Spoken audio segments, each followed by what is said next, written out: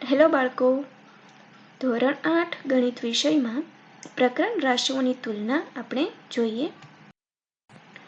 બાળમિત્રો, આ પ્રકરણમાં તમે એક લેસન ટકાવારી અને વળતર વિશે ભણી ગયા છો.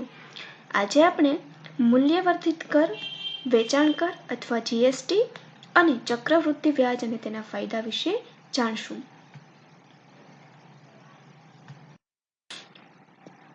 બાળમિત્રો, અહીં તમને એક ચિત્ર બતાય છે જેમાં એક વ્યક્તિ બર્ગર વેચે છે અને ત્યાં લખ્યું છે કે બર્ગરના 50 રૂપિયા છે.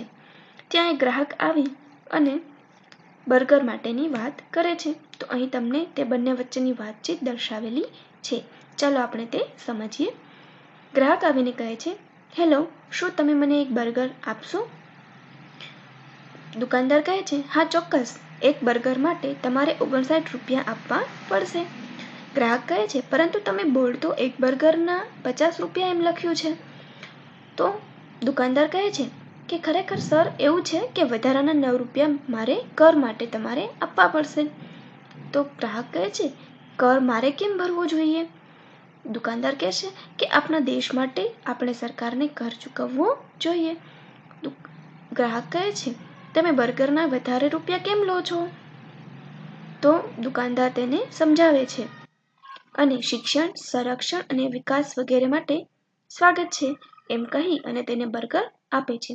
કર કઈ રીતે શોધવો તે પણ ગ્રાહક દુકાનદારને પૂછે છે અને ગ્રાહક તેનો આભાર માને છે અને રૂપિયા 59 આપે છે અને એક બર્ગર લે છે.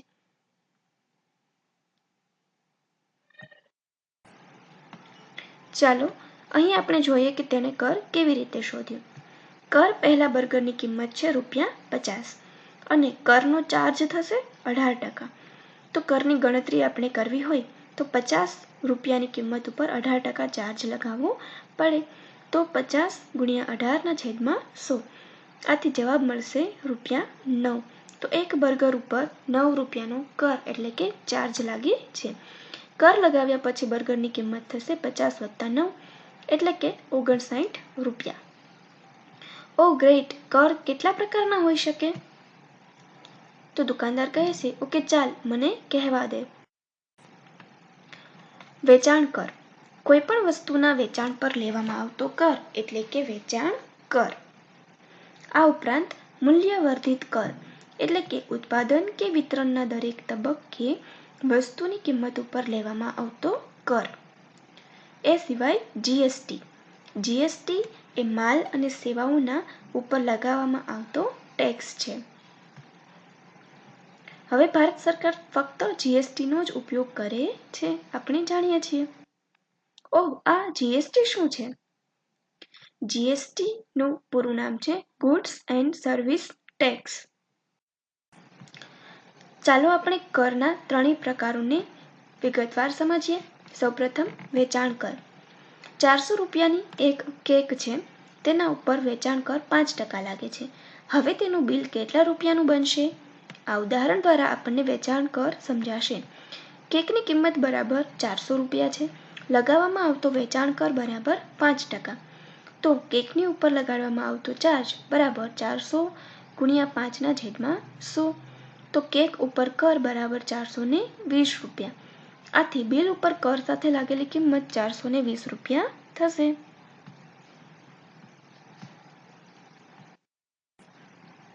હવે જોઈએ જીએસટી એટલે કે ગુડ્સ એન્ડ સર્વિસ ટેક્સ.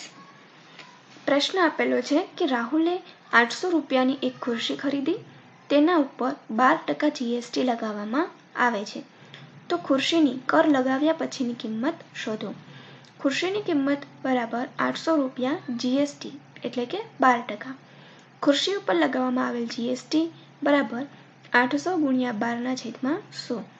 આમ ખુરશી ઉપર લગાવવામાં આવેલ જીએસટી બરાબર 96 રૂપિયા. તો જીએસટી ઉમેર્યા પછી ખુરશીની કિંમત થશે 800 + 96 એટલે કે 896 રૂપિયા. તો અહીં આપણે બધા કર વિશે સમજી ગયા છીએ.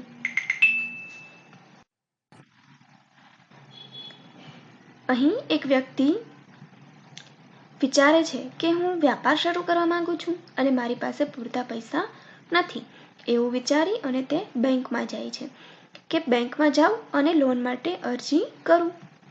તો બેંકની અંદર જઈ અને લોન કાઉન્ટર પર જઈને એ બેન સાથે વાતચીત કરે છે, જે અહીં દર્શાવવામાં આવી છે. તો લોન કાઉન્ટર પર રહેલા વ્યક્તિ કહે છે, હું તમારી શું મદદ કરી શકું? તો આ વ્યક્તિ કહે છે કે હું લોન લેવા માંગુ છું. ઓકે, તમે કેટલા પૈસા ઉધાર લેવા માંગો છો અને કેટલા દિવસ માટે? તો મારે 20,000 રૂપિયા 2 વર્ષ માટે ઉધાર લેવા છે, એવું આ વ્યક્તિ, આ ગ્રાહક બેંકમાં જઈને કહે છે. તો લોન કાઉન્ટર પર રહેલા વ્યક્તિ કહે છે કે ઓકે, તમારે 2 વર્ષ માટે 10% ચક્રવૃદ્ધિ વ્યાજ ચૂકવવું પડશે. વળી આ નવું આવ્યું, ચક્રવૃદ્ધિ વ્યાજ એટલે શું એ આપણે સમજશું. તો ચક્રવૃદ્ધિ વ્યાજ શું છે એ સર હું તમને સમજાવું, એવું કહી લોન કાઉન્ટર પર રહેલા વ્યક્તિ સમજાવે છે. સાદું વ્યાજ એ વ્યાજના દરને મુદ્દલ અને મુદ્દત સાથે ગુણાકાર કરી મેળવવામાં આવતો દર છે. બાળમિત્રો, આપણે સાદું વ્યાજ એ તો જાણીએ છીએ કે જે મુદ્દલ છે અને મુદ્દત છે એ બંને સાથે ગુણાકાર કરી અને વ્યાજના દરનો ગુણાકાર કરી અને મેળવવામાં આવે છે. સાદા વ્યાજનું સૂત્ર છે I = P × R × N છેદમાં 100. જ્યારે ચક્રવૃદ્ધિ વ્યાજ એ વ્યાજ મુદ્દલનો મુદ્દલ સાથેનો સરવાળો છે. બીજા શબ્દોમાં કહીએ તો વ્યાજનું પણ વ્યાજ એટલે ચક્રવૃદ્ધિ વ્યાજ, જેનું સૂત્ર છે P = 1 + R/100 - P. આટલું સૂત્ર આપણે યાદ રાખવું પડશે, જે ચક્રવૃદ્ધિ વ્યાજ માટે જરૂરી છે.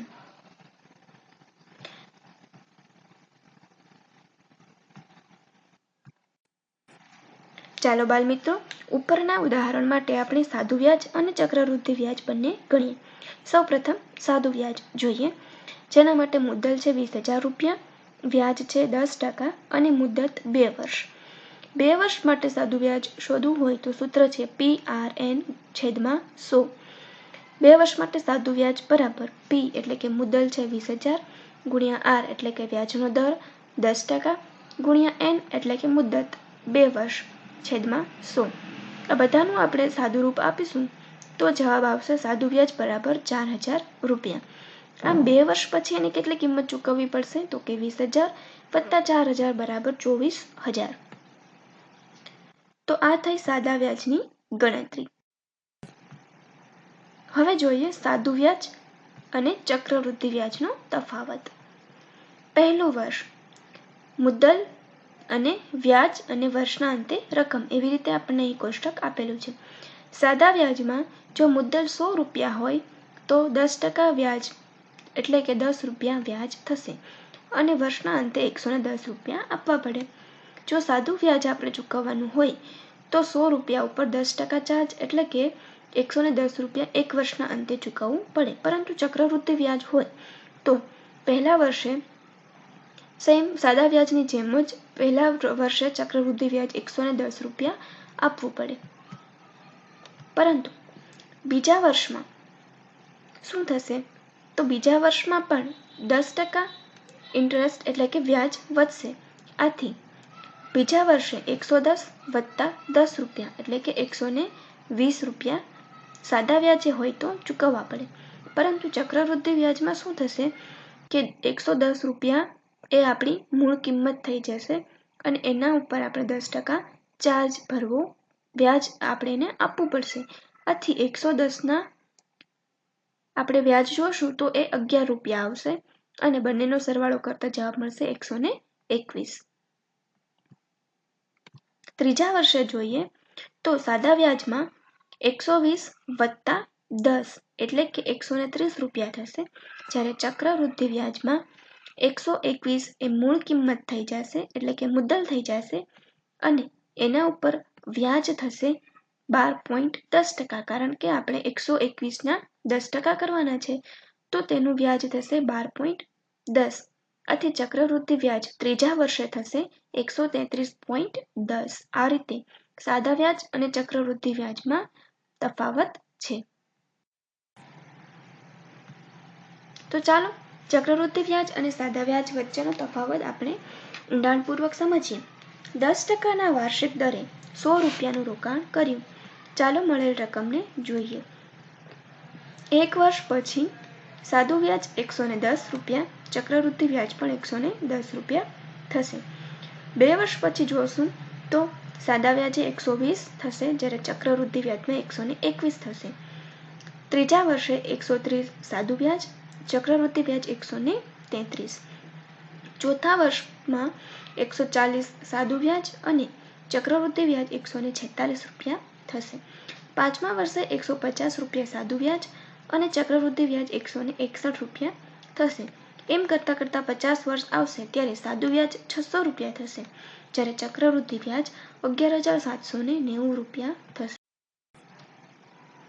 તો ચાલો ચક્રવૃદ્ધિ વ્યાજ શોધવાનું જે સૂત્ર છે તેને સમજીએ.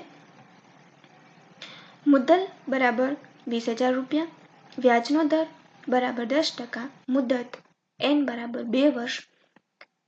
જેથી ચક્રવૃદ્ધિ વ્યાજ માટેનું સૂત્ર છે P(1 + R/100 × n).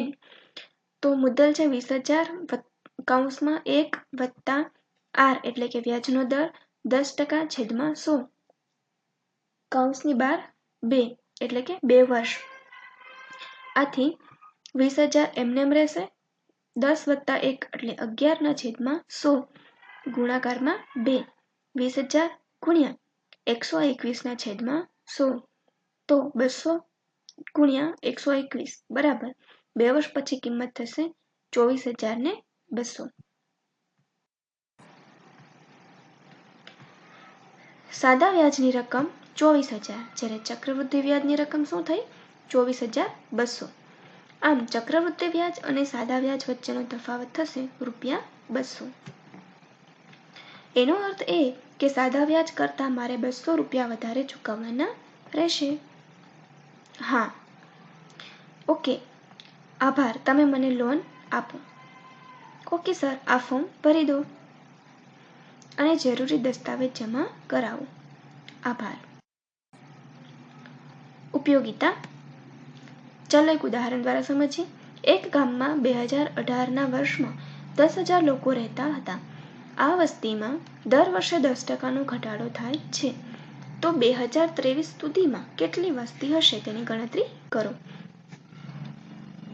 તો સૌપ્રથમ આપણે શું જોઈએ કે વસ્તીમાં 10% ઘટાડો થાય છે, તેથી દર વર્ષે તેની નવી વસ્તી હોય છે. તો આવતા વર્ષની વસ્તીની ગણતરી હાલની વસ્તીની ગણતરીના આધારે શોધવી પડે. ઘટાડા માટેનું સૂત્ર છે A બરાબર P(1 - R/100 અને એની ઘાત n). તેથી 5 વર્ષના અંતે વસ્તી બરાબર 10,000 (1 - અહીં દર છે 10%, તેથી 10/100 અને એની ઘાત 5, કારણ કે 5 વર્ષ માટેની આપણે ગણતરી કરવાની થાય છે. આથી 10,000 (1 - 0.1 10/100 એટલે કે 0.1 એની ઘાત 5 બરાબર 10,000 ગુણ્યા 1 માંથી 0.1 જાય, આથી થશે 0.9 અને તેની આપણે 5 ઘાત કરવાની છે.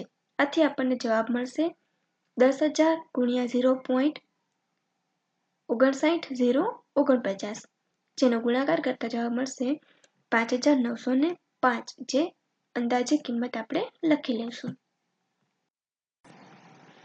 રૂપાંતરિત સમયગાળો. જ્યારે અર્ધવાર્ષિક દર વધે ત્યારે ચક્રવૃદ્ધિ વ્યાજની ગણતરી.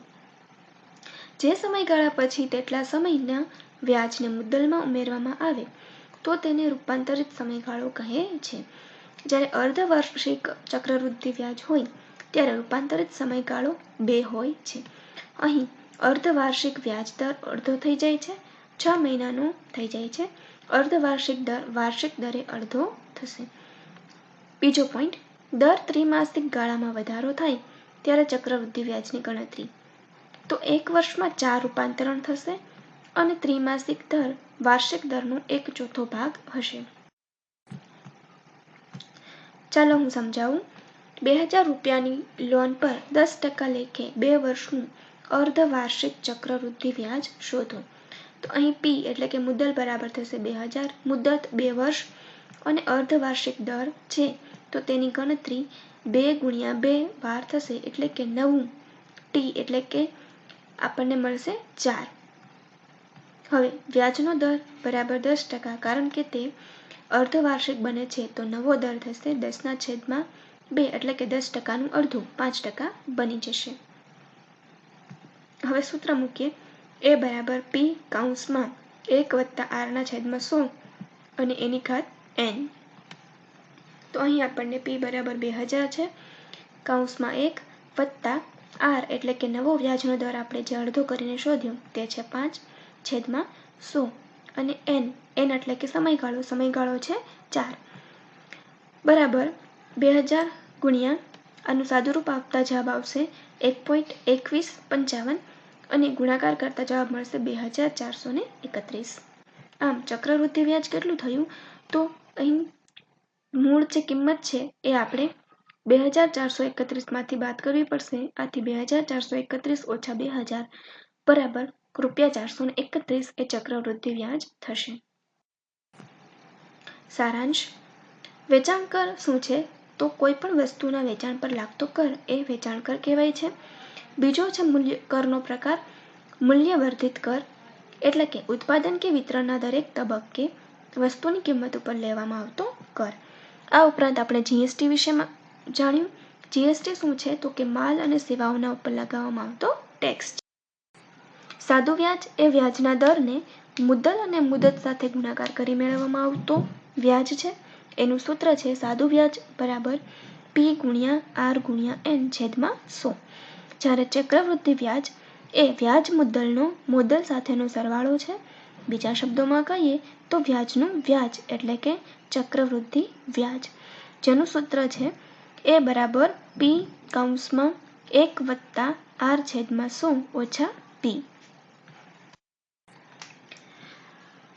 બાળમિત્રો, હવે અહીં કેટલાક પારિભાષિક શબ્દો આપેલા છે જેની નોંધ નોટબુકમાં કરી લેશો. વેચાણ કર એટલે કે સેલ્સ ટેક્સ, મૂલ્યવર્ધિત કર એટલે કે VAT, goods and service tax એટલે GST, ચક્રવૃદ્ધિ વ્યાજ એટલે કે કમ્પાઉન્ડ ઇન્ટરેસ્ટ, સાદું વ્યાજ એટલે કે સિમ્પલ ઇન્ટરેસ્ટ, મુદ્દલ એટલે કે પ્રિન્સિપલ એમાઉન્ટ, વ્યાજનો દર એટલે કે રેટ ઓફ ઇન્ટરેસ્ટ. ચાલો હવે આપણે પ્રેક્ટિસ કરીએ. અહીં જે ટેબલ આપેલું છે તે તમારે પૂર્ણ કરવાનું છે. મુદ્દલ ₹18,000, વ્યાજનો દર 10%, મુદત 4 વર્ષ અને વ્યાજનો પ્રકાર ચક્રવૃદ્ધિ વ્યાજ. અહીં તમારે એક જ મુદ્દલનું વ્યાજનો દર પણ સમાન છે, મુદત પણ સમાન છે, ત્યારે સાદું વ્યાજ અને ચક્રવૃદ્ધિ વ્યાજની કિંમત શોધવાની છે. Practice number 2. ટેબલ પૂરું કરો. અહીં એક વસ્તુ આપેલી છે બૂટ, જેની કિંમત છે ₹1500, જેના ઉપર વેચાણ કર અને GST લાગે છે. વેચાણ કર 10% અને GST 18% લાગે છે. તો આ કરની કિંમત શોધવાની છે અને ટેક્સ લગાવ્યા પછી બૂટની કિંમત કેટલી થશે તે તમારા ટેબલમાં લખવાનું છે.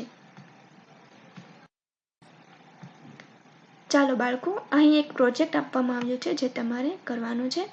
તમારા માતા પિતાને પૂછો અને વસ્તુઓની યાદી તૈયાર કરો અને તમે કેટલો ટેક્સ અને કયા પ્રકારના ટેક્સ ચૂકવ્યા છે તે શોધી કાઢો.